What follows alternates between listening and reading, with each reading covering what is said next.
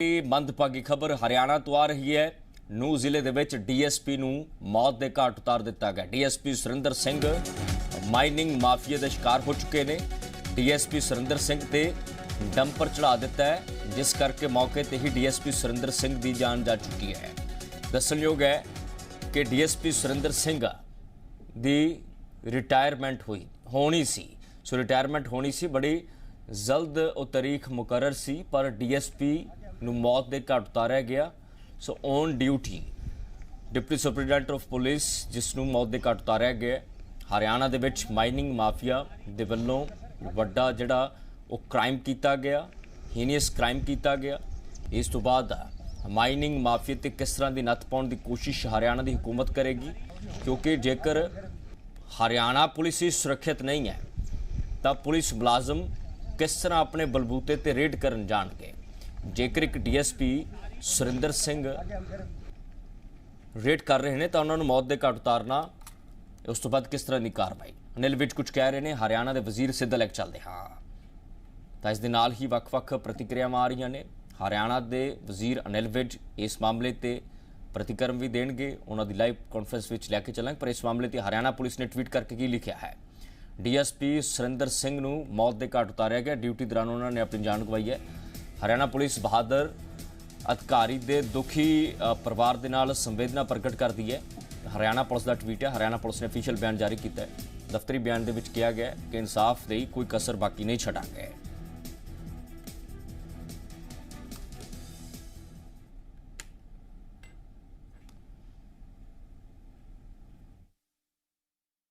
बिल्कुल सख्त कार्रवाई करने के मैंने आदेश जारी कर दिए हैं, चाहे जितनी भी पुलिस लगानी पड़े, जितनी भी फोर्स बुलानी पड़े, आसपास के जिलों की बुलानी पड़े, हम पूरी कार्रवाई करेंगे और किसी को भी हम बख्शेंगे नहीं।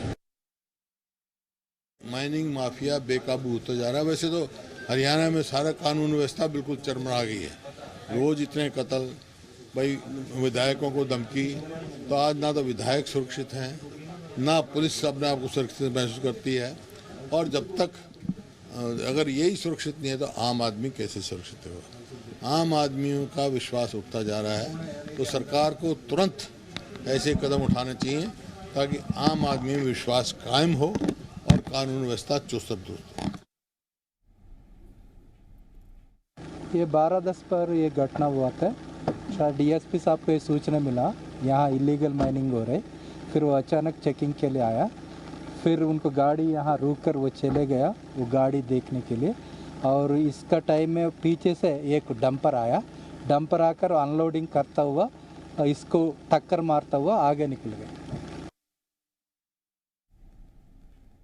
नूह जिले के उसी इलाके में मैं इस वक्त मौजूद हूँ जहाँ डीएसपी की हत्या कर दी गई खनन माफियाओं की तरफ से, क्योंकि जो डीएसपी सुरेंद्र कुमार थे वो लगातार इनको ये जानकारी मिल रही थी कि इस इलाके में अवैध खनन हो रहा है। और उसके बाद सुबह करीब 11:30 बजे जब वो अपनी टीम के साथ यहाँ पहुंचे तो जो खनन माफिया हैं वो यहाँ से ट्रक भरकर इन पत्थरों को लेकर जा रहे थे। उन्हें रोकने की कोशिश की तो यहाँ से उन्होंने इन पत्थरों को ट्रक से खिलाना शुरू कर दिया और सुरेंद्र कुमार बिश्नोई के ऊपर उन्होंने ट्रक चढ़ा दिया और उनकी हत्या कर दी। इस वक्त ये घटना हुई उस वक्त उनके साथ 2 पुलिस के सिपाही और मौजूद थे, लेकिन वो अपनी जान बचाकर इन आरोपियों से यहाँ से किसी तरह से भागे। लेकिन सुरेंद्र कुमार बिश्नोई की जिस तरह से हत्या की गई है एक बड़ा सवाल खड़ा करती है, क्योंकि सरकार की तरफ से लगातार ये कहा जा रहा था कि खनन को पूरी तरह से रोकने की कोशिश की जा रही है, टीमें गठित की गई हैं, लेकिन जिस तरह से निर्मम हत्या डीएसपी की ये की गई है निश्चित तौर पर एक बड़ा सवाल उठाती है। लेकिन आप देख सकते हैं कि तस्वीरों में किस तरह से जो खनन माफिया हैं किस कदर इस पूरे खनन को अंजाम दे रहे हैं। अवैध रूप से खनन है किया जाता है यहाँ से, और इसी की शिकायत के बाद सुरेंद्र कुमार बिश्नोई यहाँ पहुंचे थे। लेकिन जब खनन माफियाओं को रोकने की कोशिश की तो खनन माफियाओं ने उनके ऊपर ट्रक चढ़ा दिया और उनकी हत्या कर दी और मौके से फरार हो गए। नूह से Devendra Bhardwaj, Zee Media. Surinder Singh DSP Haryana police जिसकी मौत हो चुकी है।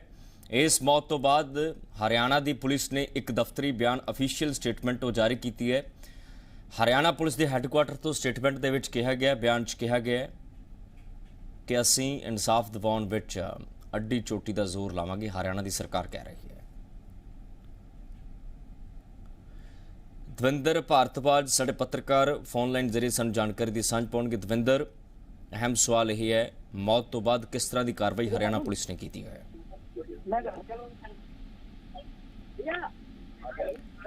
ਦਵਿੰਦਰ, ਮੇਰੀ ਆਵਾਜ਼ ਤੁਹਾਡੇ ਤੱਕ ਆ ਰਹੀ ਹੈ? ਮੈਨੂੰ ਸੁਣ ਪਾ ਰਹੇ ਹੋ? जी बताइए। ਦਵਿੰਦਰ, ਸਭ ਤੋਂ ਅਹਿਮ ਸਵਾਲ ਇਹ ਹੈ ਕਿ ਕਤਲ ਤੋਂ ਬਾਅਦ ਹਰਿਆਣਾ ਦੀ ਪੁਲਿਸ ਦੋਸ਼ੀਆਂ ਨੂੰ गिरफ्तार ਕਰਨ 'ਚ सफल हुई है या फिर नहीं?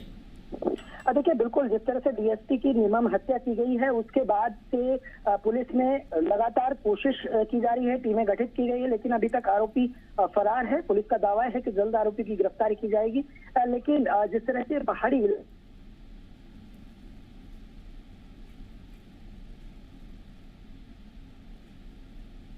जी इस पूरी वारदात को यहाँ अंजाम दिया गया। जब डीएसपी ने इस पत्थर से भरे हुए ट्रक को रोकने की कोशिश की तो ट्रक ड्राइवर ने न केवल अपने भागने की कोशिश की बल्कि डीएसपी के ऊपर ये ट्रक चढ़ा दिया और उसके बाद यहाँ से मौके से फरार हो गया। फिलहाल इस पूरे मामले को लेकर पुलिस की तमाम टीमें गठित की गई हैं और जल्द आरोपी की गिरफ्तारी की बात कही जा रही है, लेकिन अभी तक आरोपी की गिरफ्तारी नहीं हुई है। निश्चित तौर पर बड़ा सवाल जरूर उठता है। हालांकि जो डीजीपी है वो इस पूरे मामले को देख रहे हैं।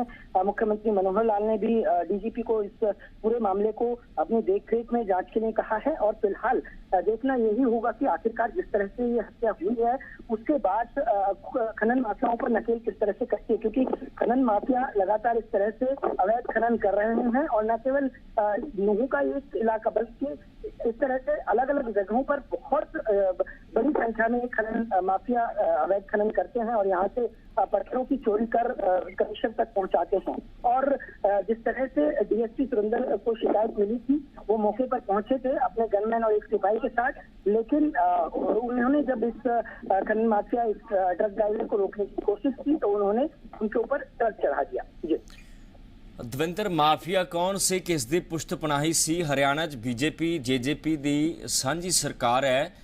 ਜੇਕਰ ਹਰਿਆਣਾ ਪੁਲਿਸ ਦੇ ਸੀਨੀਅਰ ਅਫਸਰ ही सुरक्षित नहीं तो फिर सुरक्षित कौन होएगा? देखिए, बिल्कुल एक बड़ा सवाल यहाँ यही उठता है कि आखिरकार जब पुलिस के बड़े अफसर के साथ इस तरह का हादसा हुआ तो निश्चित तौर पर के लोग कैसे सुरक्षित हैं, क्योंकि अमूमन तौर पर जो खनन माफिया हैं उनकी मनमानी और उनके जो कहानियां हैं पिछली जिस तरह की उन्होंने वारदातों को अंजाम दिया है उसको देखते हुए लगातार इस तरह की वारदातें देखी जाती थी कि वो पुलिस टीम पर हमला कर दिया करते थे या मौके से भागने के लिए भरे हुए ट्रक को बीच सड़क पर खड़ा दिया करते थे। लेकिन अब जिस तरह से हत्या की गई है क्योंकि डीएसपी सुरेंद्र ने जब उन्हें रोकने की कोशिश की तो उनके ऊपर ट्रक चढ़ा दिया है। यानी जिस तरह से बेखौफ ये खनन माफिया जिस तरह से डीएसपी की हत्या की है उस तौर पर निश्चित तौर पर एक बड़ा सवाल सुरक्षा को लेकर जरूर उठता है, लेकिन फिलहाल देखना ये होगा कि आखिरकार जो ये आरोपी हैं उनको गिरफ्तारी की जाती है या इस पूरे मामले को लेकर जिस तरह से खनन हो रहा है अवैध रूप से उसको किस तरह से रोका जाता है, ये बड़ा सवाल है। हालांकि मुख्यमंत्री मनोहर लाल और तमाम आला अधिकारी पूरे मामले को लेकर उनके संज्ञान में हैं और वो खुद इस पूरे मामले को लेकर जानकारी एकत्रित कर रहे हैं, लेकिन जिस तरह से इस पूरी वारदात को अंजाम दिया गया है निश्चित तौर पर एक सुरक्षा पर बड़ा सवाल उठता है। शुक्रिया दविंदर, जानकारी ਦੀ ਸਾਂਝ ਸਾਡੇ ਨਾਲ ਪਾਉਣ ਵਾਸਤੇ। ਸੋ ਸਾਡੇ ਪੱਤਰਕਾਰ ਜਾਣਕਾਰੀ ਦੀ ਸਾਂਝ ਪਾ ਰਹੇ ਸੀ ਕਿ ਹਰਿਆਣਾ ਦੀ ਸਰਕਾਰ ਕਹਿ ਰਹੀ ਹੈ ਕਿ ਸਖਤ ਕਾਰਵਾਈ ਕਰਾਂਗੇ, ਪਰ ਅਹਿਮ ਸਵਾਲ ਇਹ ਹੈ ਕਿ ਮਾਈਨਿੰਗ ਕਦੋਂ ਤੋਂ ਚੱਲ ਰਹੀ ਸੀ? माइनिंग कदों तो चल रही जिस तरीके से डीएसपी यहां पर पहुंचे और आते ही जैसे ही वो डंपर को रोकने की कोशिश की और उन पर डंपर चढ़ा दिया गया। कहीं ना कहीं जब भी आप कहें अवैध काम हो या अवैध माइनिंग का काम होता है तो कहीं ना कहीं छोटे मोटे जो कर्मचारी हैं पुलिसकर्मी हैं उनके साथ जो इस तरह के अवैध रूप से काम करते हैं उनके साथ साठगांठ जरूर होती है। और यही वजह है कि जैसे ही डीएसपी सुरेंद्र बिश्नोई को यहाँ की जानकारी मिली अपने टीम के साथ पहुंचे और वैसे ही जैसे ही पहुंचते हैं उन पर डंपर चढ़ा दिया जाता। तस्वीरें देखिए, यहाँ पर ये पूरा अरावली का इलाका है और यहाँ पर लगभग 11 बजे के करीब डीएसपी सुरेंद्र कुमार सिंह बिश्नोई जो यहाँ पर पहुँचे अपने टीम के साथ और जैसे ही वो डंपर को रोकने की कोशिश करते हैं, डंपर के आगे खड़े होते हैं, वैसे ही उन पर डंपर चढ़ा दिया जाता है। अब चूंकि मामला आगे की कार्रवाई का है कौन कौन से लोग यहाँ पर अवैध रूप से माइनिंग में जुड़े हुए थे, कौन कौन से लोग थे, ये जानकारी हासिल करना बेहद जरूरी है। और दूसरी जो सबसे बड़ी बात है, अभी हरियाणा के जो गृह मंत्री है अनिल विज, उन्होंने भी बयान दिया कि कोई भी अपराधी होगा जो इस धंधे में लिप्त होगा उसे छोड़ा नहीं जाएगा, कड़े से कड़ी कार्रवाई करने की बात कही गई है। तो एक मैसेज देने की कोशिश है कि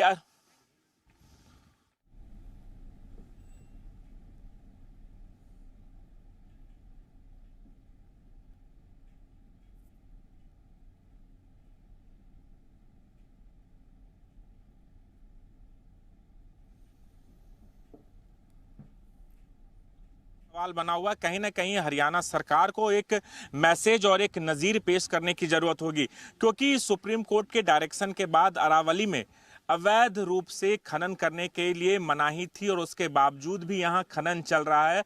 तो कहीं ना कहीं जो छोटे स्तर के कर्मचारी या फिर कहीं ना कहीं बिना मिली भगत के कोई भी खनन करना बेहद मुश्किल है, क्योंकि क्रेशर मशीन लगाया जाता है, डंपर चलते हैं, डंपर से पत्थरों को अलग जगह से भेजा जाता है।